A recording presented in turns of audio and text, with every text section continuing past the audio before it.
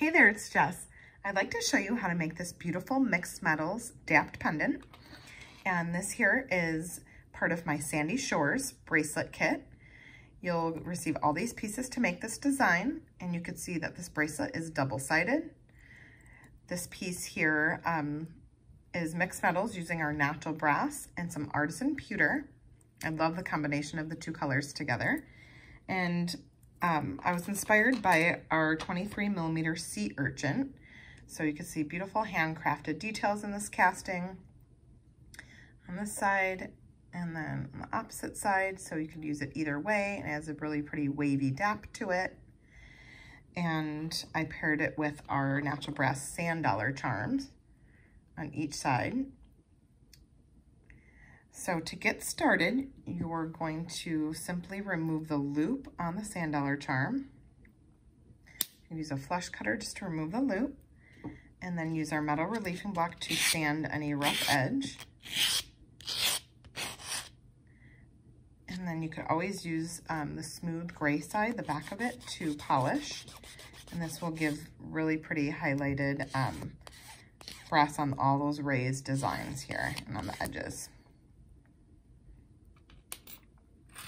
And then you'll do a second one, so you have two, and I've just already prepared a second piece. So now what we're going to do is punch a hole in the center of this piece. So you see the one I prepared, it's just punched right there in the center so the rivet could fit through. And we have our 1.5mm hole punch pliers. This was designed specifically to fit the Vintaj nail head rivets. And you want that hole to fit really snug in a rivet. So if the hole was too large, it would not work with a 1.8mm.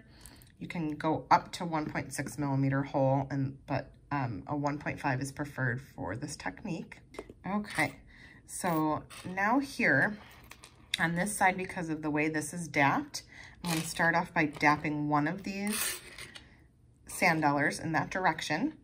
And I have my dampening block and the wood dapping block.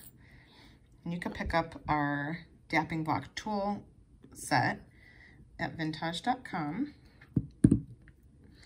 and just simply place that in one of the somewhat smaller size holes and then use your hammer. You could also take the end of the ball peen hammer to dap directly onto the piece as well, besides using the wood punch that comes with the dapping set. Okay, so now that we have the two pieces dapped in the opposite directions, we are going to go ahead and rivet them together. So I'm going to put my steel bench block down here, and I have our 1/2 inch nail head rivet, and we're going to go ahead and stack these pieces all together. And what we're going to do is start with this side here back and start layering. So I'm going to put the rivet through that end, and we have that stacked. And then we're going to turn it over onto the steel bench block and place another sand dollar charm. Okay, I'm going to hold this up and show you. So obviously there's way too much of the rivet. We need to trim this rivet. So there's just a little piece that we're going to then hammer down. So this gets a little tricky when you're dapping with, or riveting with a dapped piece versus something flat where you could use something to measure and trim the rivet. So with this, I'm just going to have to eyeball it a little bit more. So I want just like a 1/16, like just a little, like maybe 1/8 of an inch sticking up of the rivet to hammer. So I'm getting pretty closely to the sand dollar. You're just gonna see just a little piece here, and that might even be too long where it'll bend. So you don't want your rivet to bend when you're hammering it. You want it to spread out over the metal pieces. So there you can see there that I just have that little piece left over. So now while you're gonna have to be very careful with your fingers, but while holding these pieces down tightly onto the steel bench block, you're gonna gently start hammering, and I'm kind of moving around on the, tapping around on the rivet, and it's like mushrooming and flattening all around that sand dollar. And there we go.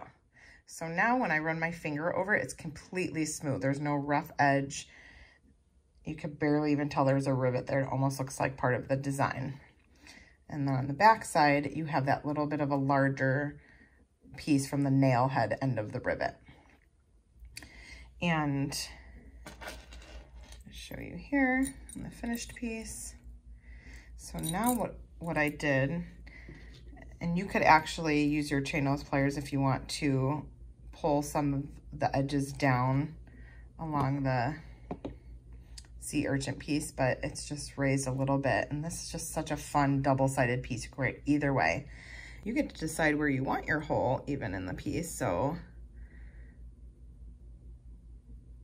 I think I'm going to punch right up in here. So I'm going to turn it to the back side